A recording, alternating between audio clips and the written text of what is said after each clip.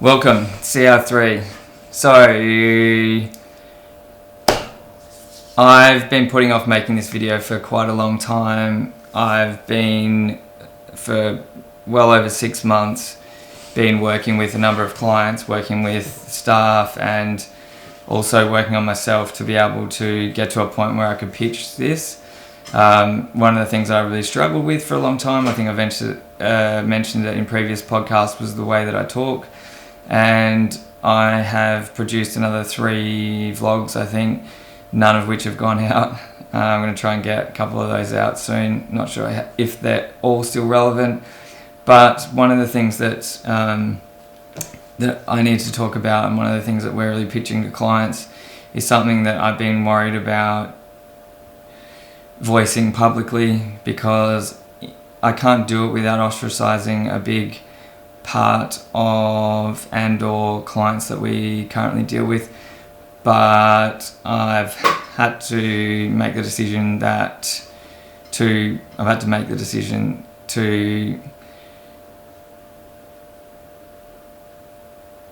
put it all on the line, basically. So we're pitching something that we're calling clever creative content.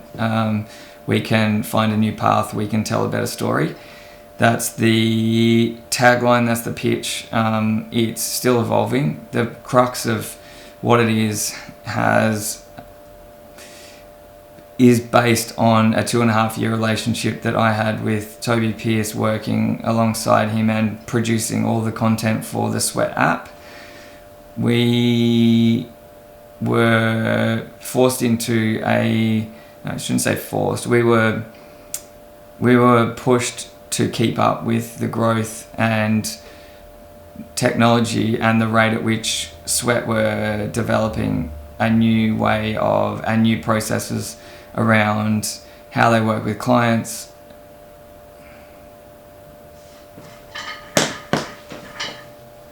I should note, and I should say to begin with, what I'm talking about here and what I've learned from having worked with Sweat, it just distilled in, for me, a number of ideas and things that I've been working on for the better part of 5 to 8 years.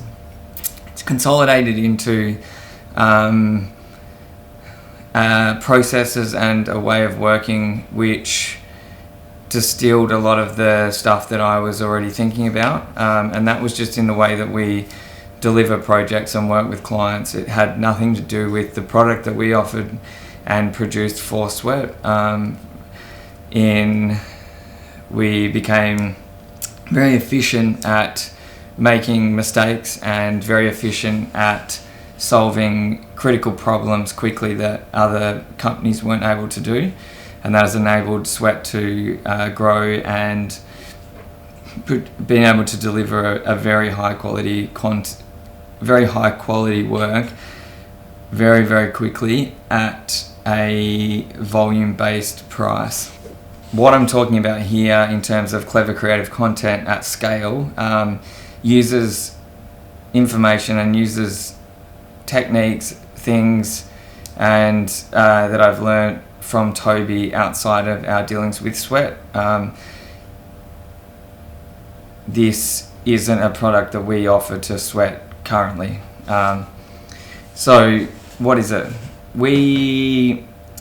I've worked on, if anyone's seen the original vlog, you can go back and watch it. It goes into a bit more detail. I talked about it being a content factory. No one loved the content factory idea. Working with Frame Creative, we were able to distill all of these ideas down into a product that we've called Clever Creative Content. It's a scalable solution to people wanting to tell a story and or provide a lot of content through a scalable solution that doesn't cost the same or similar it isn't when people think about this offering, what we're selling, what we're producing, they think about it in terms of production company. They think about it in terms of quoting, and they think about it in terms of pitches and like one-off pieces ongoing, which has a lot of secrecy around it. There's a lot of hidden facts, and there's a lot of distrust around clients believing numbers or totals that you're providing in an estimate for something that's quite a creative and quite a loose framework for being able to say making this TVC is going to take this amount of time. So what generally happens is a lot of things are hidden. There's a lot of line items that make no sense, and there's a lot of companies that are used to seeing them, so they just accept them. Now, the ACCC last week brought down some 5 recommendations through a few thousand-page document that I haven't had a chance to read through. But if you're interested, the 45-minute presentation from the ACCC is quite interesting, and they go into this fact that there's a lot of distrust around advertising agencies, the way they charge, and a lot of the backhanded deals that are promoted, and it's an opportune time for me to just lay all my cards out on the table, because what I'm talking about is a completely open and transparent model, and I'm not being open and transparent. The reason I'm not is because I've been scared that by ostracizing some of these companies that are much bigger and that give us a lot of work, they might be offended in the process. But the caveat to that is that this is not meant to ostracize or put down any of the existing ad agencies. I just think the whole industry is changing. I want to be a part of that change, and I think we've got a unique, different offering that can work in behind ad agencies and or companies as a white label product that no one ever really needs to know that we were a part of, which is how we worked at Sweat. No one knew, or we didn't advertise what we did for them, and we just produced high quality content. We were paid a fair rate for the hours that we worked, and we had Toby and Sweat had access to all of our information. So what is clever creative content? It's a way to tell stories. I'm not trying to devalue a TVC or traditional print media, but I think there's a huge gap between what ad agencies are selling and what they're actually saying. I think there's always going to be a need for strategy and strategy pillars and clear vision for marketing strategies around branding campaigns, but marketing campaigns, I think, are being put in there with the same and the same scope, when there's this huge opportunity out there in the terms and in the form of producing digital content. The problem with digital content is you need a lot of it, and you need a lot of other parts, and you need to move quickly, you need to be agile, and you need to tell stories. It's not a matter of putting ads out there at scale. So where I see opportunity in the market is TVCs and branding exercises. Different market, different story, still need to exist, but alongside that and or separate to that, I think there's a huge opportunity to market a completely transparent model where we operate as an extension of the company, the agency, or the person. So the client or company can be front facing, and we can sit in behind them as a cost effective strategy for producing a lot of content at scale. What's happening at the moment is ad agencies see an opportunity in bringing production in-house. What they don't have is the hundreds to millions of dollars worth of equipment that's out there in existing production companies. They don't have the people, they don't have the experience. They're throwing a couple of people in the corner and saying, that's our digital team, hiring different equipment, and they're just not set up for the type and the speed at which we can operate. Now, what we're doing is we have worked out what an hourly rate of our current overheads are. We know what that is, and we can show a client what that is. then depending on who's working on that job, there's an hourly rate based on that person's wage, which is also available.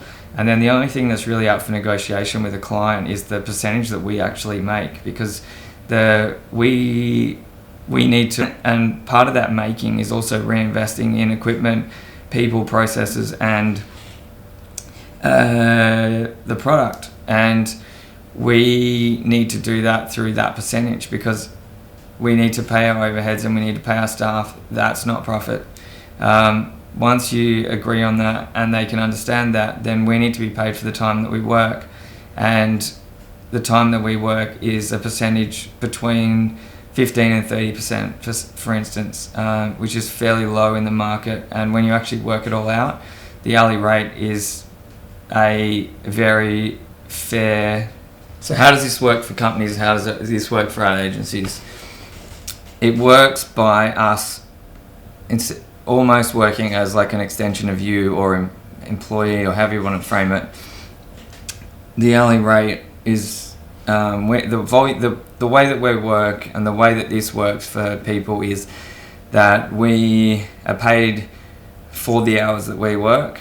We track everything. So every time a graphic designer, video editor, production, we're on set, we're putting gear into a car, like all of that information is tracked, and it's all the same way an accountant or a lawyer would itemize time, including rendering time for like the render wrangler, for instance, on bigger projects or ongoing projects, to output 4, 6, 8K raw footage in seconds to minutes instead of hours.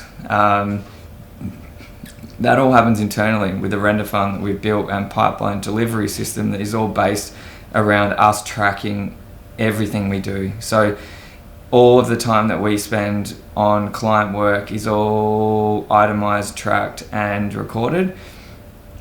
Billable, non-billable work as well. We don't charge everything to the client. We only charge the work that we actually do for the client. Now, that is a transparent model that they have access to and can log in and reconcile at any point. Now, in the 2.5 years that we worked with, or have worked, so up until now, with Sweat, as far as I know, they've never really requested any further information, because they know it's there and they can see it. It also means that daily or weekly meetings can keep abreast of where exactly what things are costing based on the output and request of the client. So there's nothing hidden. There's no. We own all of the equipment here at CR3 up to a point. We have a ton of LED, high quality cameras, sliders, a bunch of drones, steady cams, everything you need for to produce high quality work quickly. And the beauty of that is that we can pick it up and run and go and operate sound, audio, equipment, and most of the staff are trained across multiple channels, so they're not ever just doing one thing. So the person doing sound can also operate a drone, can also do visual effects. The reason for that is that we work on a pipeline delivery structure so that we can continually optimize efficiencies for the client, so we can bring that cost down, and we can add in people when it's becoming it becomes more effective for a single person to do that task. Now, there's also a range of opportunities to have a person working for a client that we manage and or pass over at a certain point in time. The other thing with equipment is that we don't have to charge exorbitant higher rates and or try and find equipment, get quoting. We have that equipment. If we see a need for it, we'll add it to the equipment list that's available and make it available for clients ongoing at a leasing arrangement, I guess, is to cover our, again, it's that transparent model where we're not trying to make money from adding equipment on and adding equipment that you don't need or we don't need to use on set. It's just about covering the costs first, and then it's just the agreed margin that we work on, and the margin goes down the more work that you provide. And it enables us to reinvest in the best equipment and the best processes to keep optimizing this solution for you. So what we can do is TVCs, but where we think we can add real value for clients with this scalable content idea is telling your story. And story isn't, it can add to brand, but it's not a branding exercise. It's about being agile, nimble, and it's about talking to your clients and talking to your customers about who you are and what you do. There's so much noise out there now with social media, and there's so much information. With the ability to be able to track data and test live, you can change the way you're dealing with and or talking to and solving problems with the people that you're trying to attract and engage with. And that can happen really, really quickly with a copywriter, with content, with video content, photos, all of that stuff where we just call it media. Whatever's best to tell your story, we will use, and it's the output that we're driving here, not that we do photos, we do video, we do this, da-da-da-da-da-da. What we're selling is just the output. How we get that is the best solution that we can find for the problem at hand. So what does that look like? It looks like it looks very different to what you think of when you go to a social media company. I see it time and time again that we are content creators or social media something.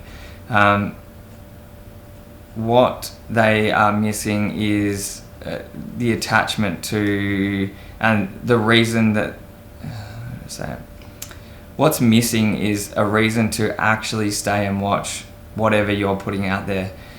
A really simple example would be a sale that a company is having, for instance. Now, a process that might happen now and be sold to a lot of people is the boosting option on Facebook, which is great. You get more engagement, you get more everything for paying for that, and that's great. But it doesn't actually work or provide any extra income for a lot of people unless it has a purpose. So the real benefit to advertising across platforms, whether it's LinkedIn, Facebook, Instagram, whatever, is they require different approaches, and the different approaches can come in the form of one shoot, but the output needs to be quite different and the story needs to be different. For instance, if you I'll use this as an example because I happened to be listening to this the other day, and I think this is and I've reached out to a few people involved in this project and haven't heard back. So we deal with Hybrid Agency, great agency. They were behind the new Be Smoke Free campaign for Quit SA.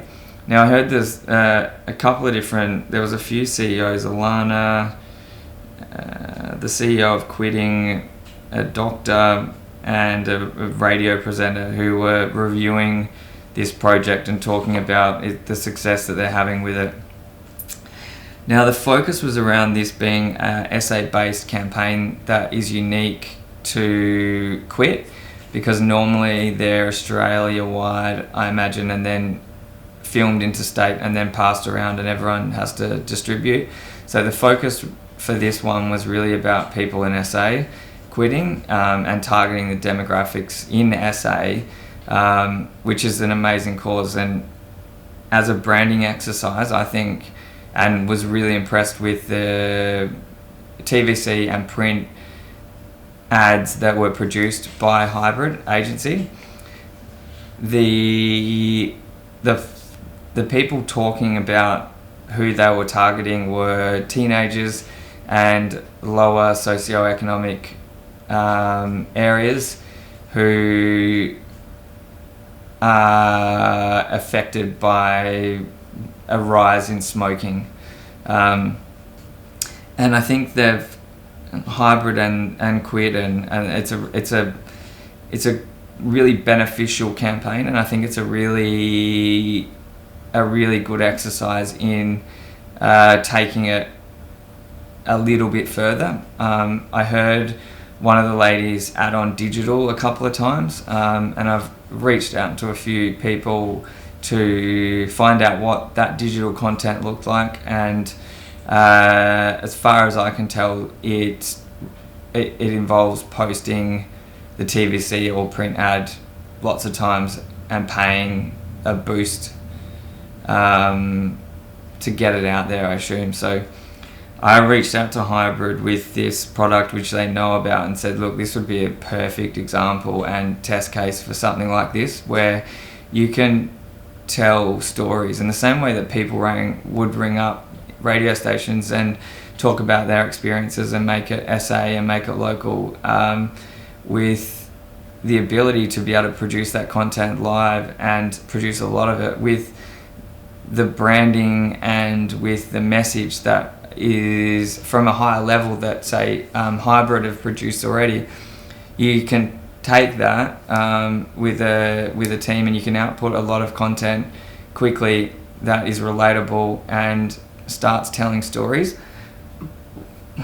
Now, if you're trying to target lower socioeconomic communities and teenagers, I would argue that TV, radio and bus shelter ads, as I was told that was the campaign that they're spending millions of dollars on, is good for a wide scope, but isn't, and is very hard to track whether or not it's breaking through. Okay, so I would argue that trying to talk to teenagers and lower socioeconomic demographics, who I think Quit Smoking would have the data on exactly what suburbs these are and where they are and the age groups. I always look to myself and other people that I know and the industry at large. If you ask most people when they were watching TV last and or what ads they saw, I think you'll find that most people actually grab out their phone or change the channel when a TV ad comes on if they're watching TV, because most people are watching things like Netflix, Stan, movies.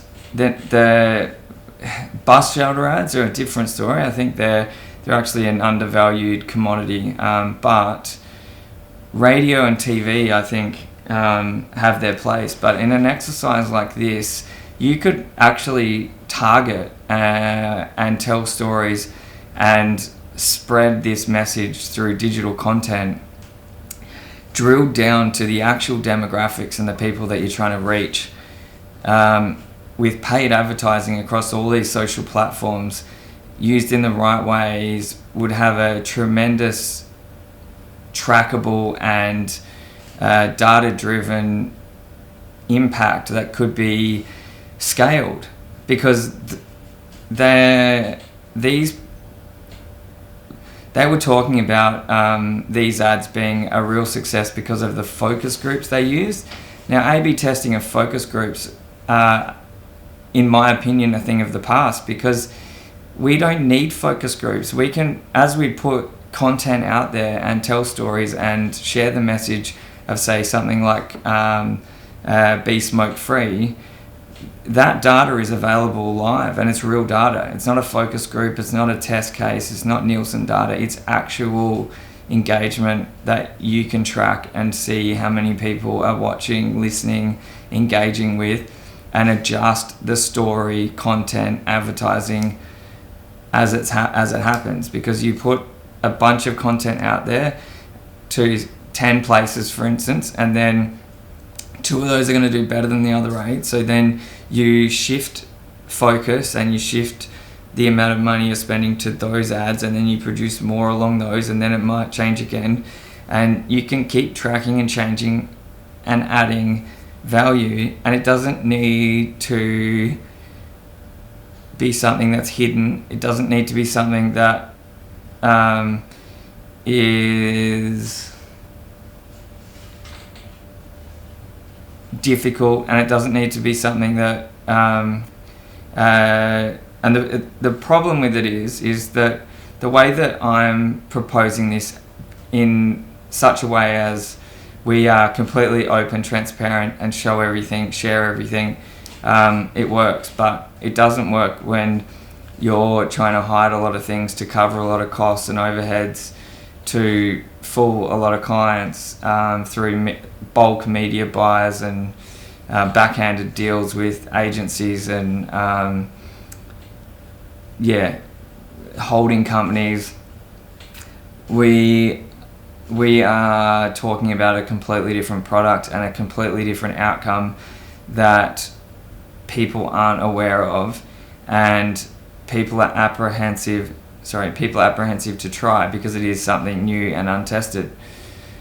But I'm putting it out there. We're an Adelaide-based company. We hire people from Adelaide. We're trying to grow, and we're working in a completely new environment that has huge opportunity for the whole industry, whether it's ad agencies, whether it's behind the scene content to go alongside a TVC, whether it's producing stills, GIFs, animation. We've got a 2D animation team here. We can do green screening, visual effects. We're not saying we're the best at all of it, but we can produce a lot of content quickly at a very high level for digital platforms. And the beauty of all of this is that we can turn it around quickly. We can tell your story. We can produce, edit, film, output with copy, high value cinematography and content that is scalable and that will enable you to tell the story of your company in a way that people can engage with. We're always testing. We don't need focus groups. We don't need Nielsen data.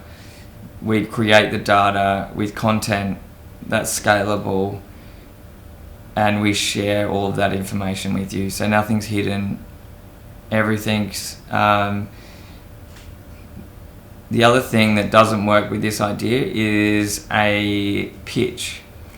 There's an initial pitch, but then the only way that this works is by us partnering with you ongoing for a longer term than is usually permitted. So rather than spending a lot in chunks over time, we produce a lot more content as a partnership, and we're available to produce, edit, output content that's relevant to things that are happening for you as they happen.